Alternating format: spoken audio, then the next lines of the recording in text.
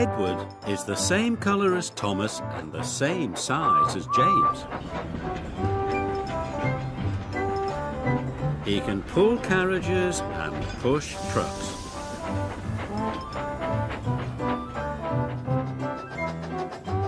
And he often works as a back engine.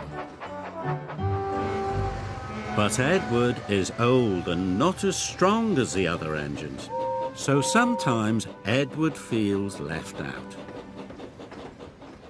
The Duke and Duchess of Boxford came to visit their new summer house. They came on their own private engine called Spencer. Spencer is big and silver and very fast. When Spencer pulled into Knapford, his driver had exciting news for him. "You have beaten Gordon's record," he said. "Of course," boasted Spencer. "I'm faster and finer than all the engines on Sodor put together."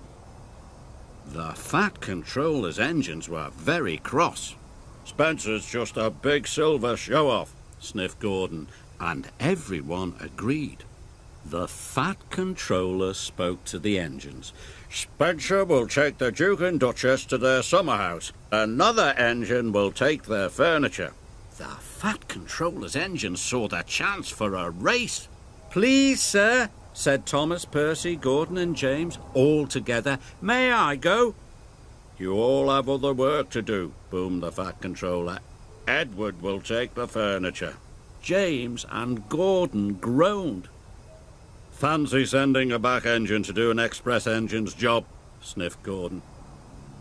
"He'll lose the race and let the old railway down," said James. Thomas and Percy were cross. Edward was their friend. "Spencer has a bigger boiler," said Thomas, "but that just means more hot air." "And on his steam he can beat a pouty puffer any day," added Percy. Edward set off, slow and steady. "Will do my best, will do my best," he puffed.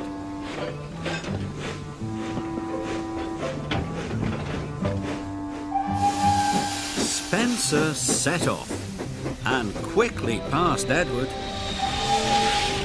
"I've won already," he boasted. And with a whoosh, he was gone.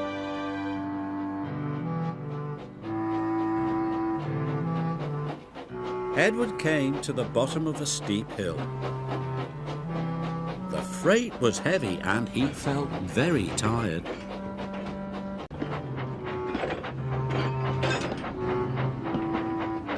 He huffed and he puffed and was soon at the top. He could see Spencer in the distance and set chase at once. Edward raced down the hill.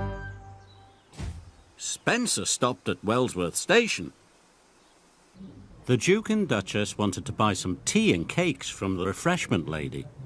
Edward teetered into view. "Hurry up, old boy," laughed Spencer. "Can't have you finishing too far behind me." Edward wished he could have a rest too. But the station master and the porters had heard about the race. "Hooray for Edward!" they cheered. Edward picked up steam and proudly puffed past Spencer. But then the Duke and Duchess finished their tea, and Spencer was off in a flash. He roared past Edward. "Fastest and best," he chirruped. Edward was nearly out of puff. The furniture felt heavier than ever.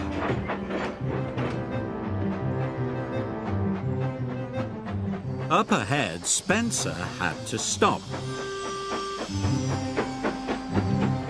The Duke wanted to take some photographs of the countryside. The Duke set up his camera. Spencer closed his eyes. "Nothing to worry about," he said lazily.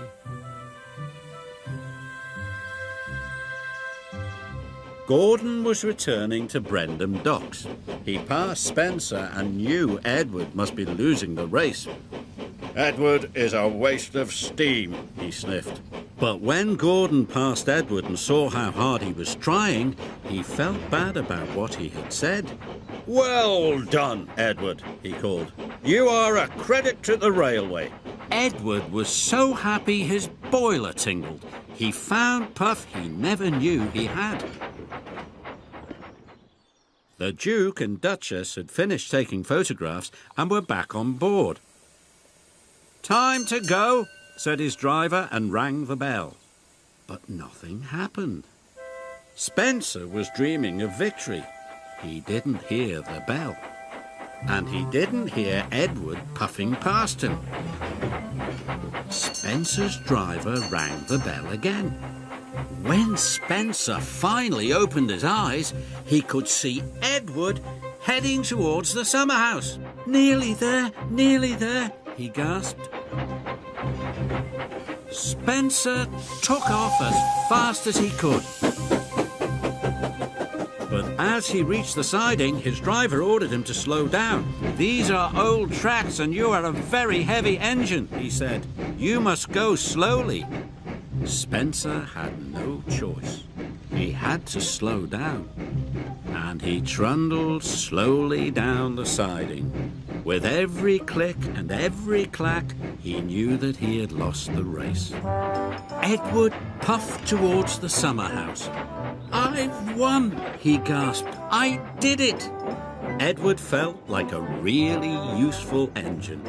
"Hooray! I've won!" he cheered loudly. Edward felt like the pride of the Sodor Railway. And he was right.